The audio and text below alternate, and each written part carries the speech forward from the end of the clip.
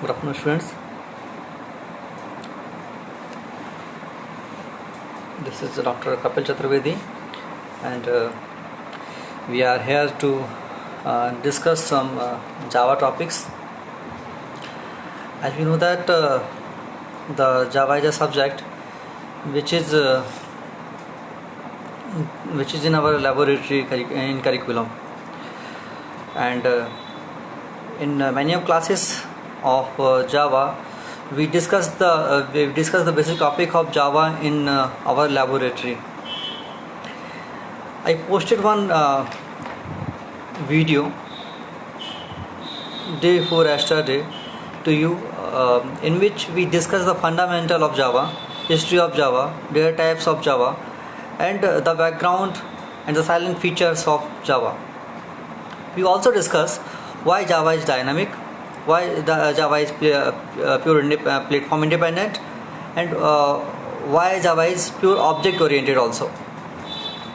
And we discuss that what is the major reason of platform independence of Java. We discuss the concept of bytecode, class file also. Today we will discuss the inheritance and abstract class. Both topics are very important from the exam point of view and also the real-time implementation of your applications. When you join your software company, when you join any software company as a software developer, and you when you go to implement any application, you realize that to formulate the whole functioning and the whole programming, you will have to arrange whole code in a well manner. So you have to follow some silent features of Java like inheritance, abstract class, interface, and so many features like multi-threading, and also the concept of input-output streams. We will discuss all the topics in the next classes. Today we will discuss the inheritance and abstract class. I request you, please keep a notepad or a copy and a pen during the lecture, and write the things which you feel you should write. I'll post that PPT in your WhatsApp group so that you can, and I will also send the programs in your group. So you'll have to run that program the same day, so that you can better understand the concepts which we discussed today. So now we start the topic.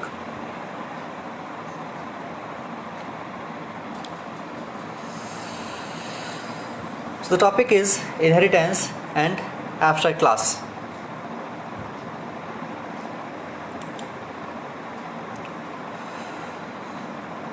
We already discussed inheritance many times in C programming and C++ programming. हमने C programming में C++ programming में हमने जब inheritance discuss किया था, तो वहाँ पर हमारे पास जो इनहेरिटेंस था उसकी डेफिनेशन जो थी, वो डेफिनेशन क्या थी? The definition of inheritance is to adopt और acquire the features of base class. तो यदि कोई ड्राइव क्लास किसी बेस क्लास के फीचर्स को एक्सेस करती है या एक्सेस करने के राइट्स उसके पास हैं, तो ये जो फीचर है ये इनहेरिटेंस कहलाता है.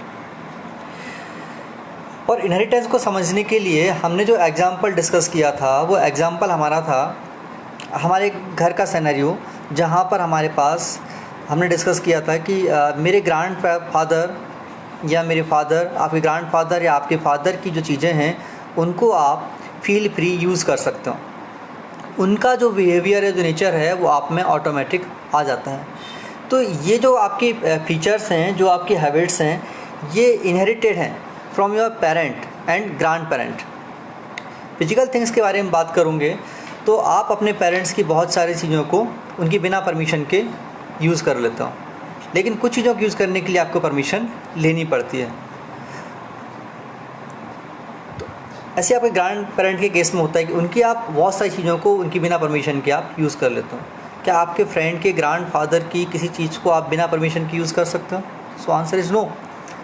तो हम जो है इनहेरिटेड होते हैं हमारे पेरेंट्स से, और हमारे पेरेंट्स इनहेरिटेड होते हैं हमारे ग्रैंड पेरेंट्स से। So we indirectly inherit parents, हम इनडायरेक्टली हमारे ग्रैंड पेरेंट्स से इनहेरिटेड होते हैं। सेम कॉन्सेप्ट अप्लाई होता है कि आपके पास एक बेस क्लास है, सपोज पेरेंट्स आपके पास एक बेस क्लास बहुत इजीली और डायरेक्टली एक्सेस कर सकती है। अब यहाँ पर फीचर्स क्या हैं? फीचर्स मीन्स यहाँ पर फंक्शंस, मेथड्स। आपने जो बेस क्लास में जो फंक्शंस बनाए हैं, जो मेथड्स बनाए हैं, उन फंक्शन को ड्राइव क्लास इजीली यूज़ कर सकता है या एक्सेस कर सकता है यदि आपका ड्राइव क्लास बेस क्लास से इनहेरिट है। सिमिलरली यदि मल्टीपल क्लासेस एक क्लास को इनहेरिटेंस दें तो जो एक ड्राइव क्लास है, सिंगल ड्राइव क्लास है, वो मल्टीपल बेस क्लासेस के फीचर्स को एक्सेस कर पाएगी, मतलब उनके फंक्शंस को एक्सेस कर पाएगी। पेरेंट ने चाइल्ड को, चाइल्ड ने चाइल्ड वन को, या हम बोलें ग्रैंड पेरेंट ने पेरेंट को और पेरेंट ने चाइल्ड को इनहेरिटेंस दिया।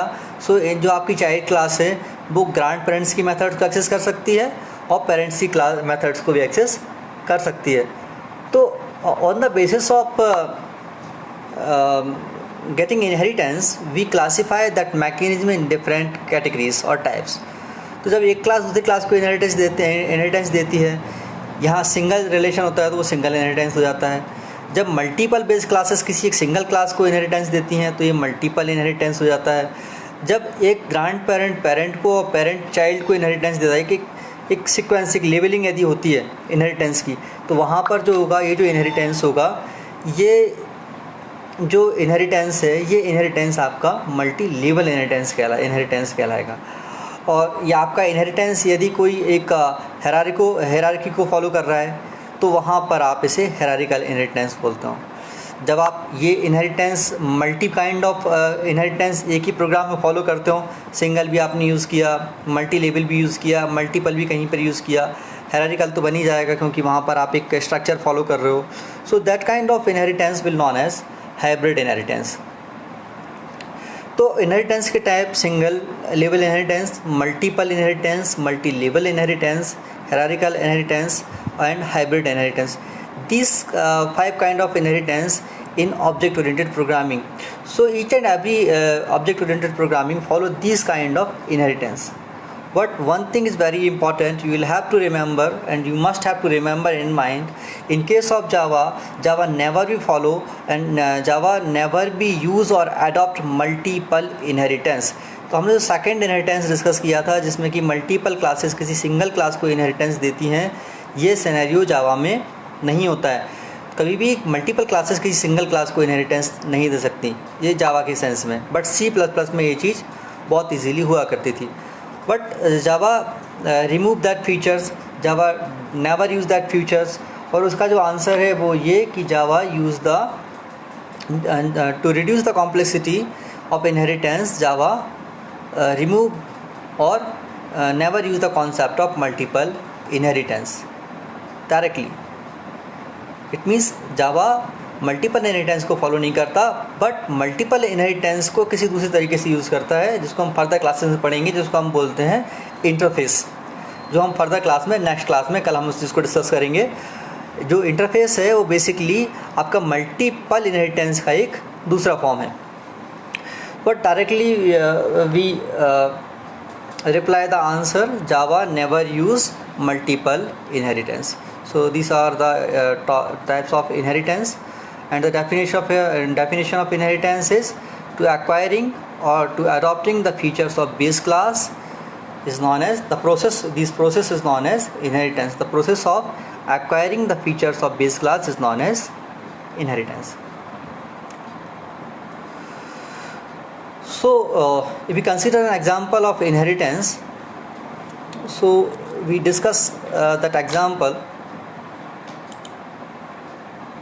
in an editor, in a Crimson editor.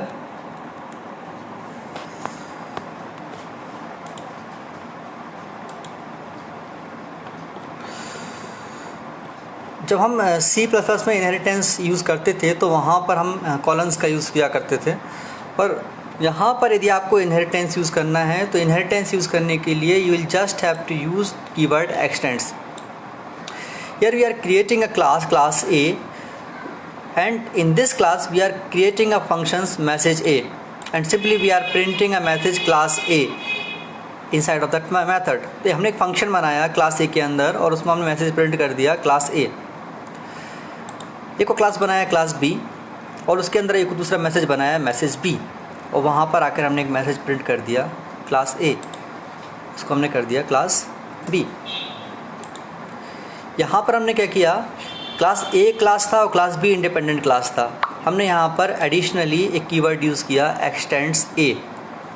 X tends A का मीनिंग ये हुआ कि हमने यहाँ पर एक क्लास को क्लास में इनहेरिट किया.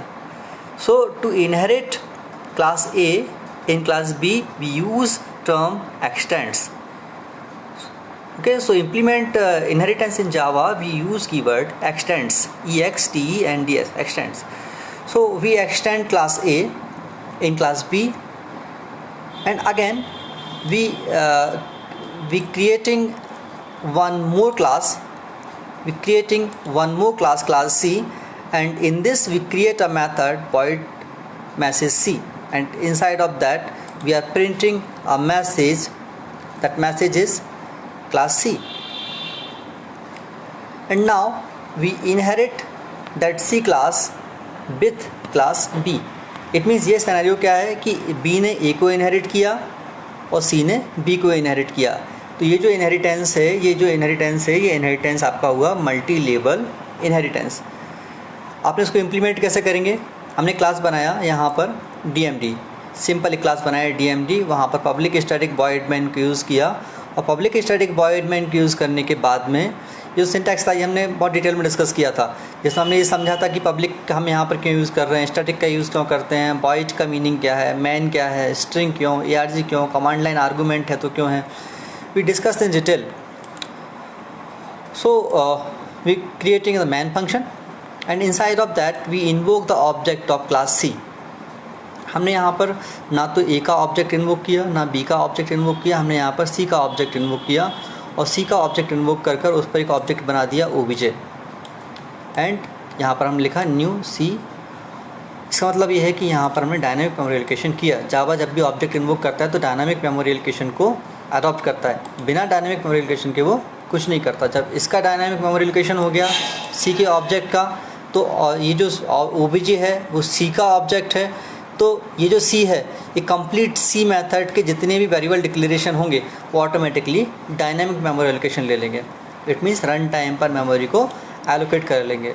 सो here we are invoking an object C, object OBJ of class C, और इस OBJ ऑब्जेक्ट पर हमने मेथड कॉल की मैसेज A.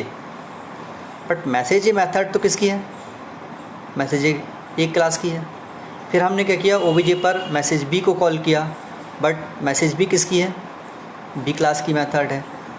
और OBJ पर हमने मैसेज C किया, C किसकी मेथड है, क्लास C की मेथड है. तो यहाँ ये तो अंडरस्टूड है कि C का ऑब्जेक्ट है और C की मेथड हम कॉल करेंगे, ये अंडरस्टूड चीज़ है.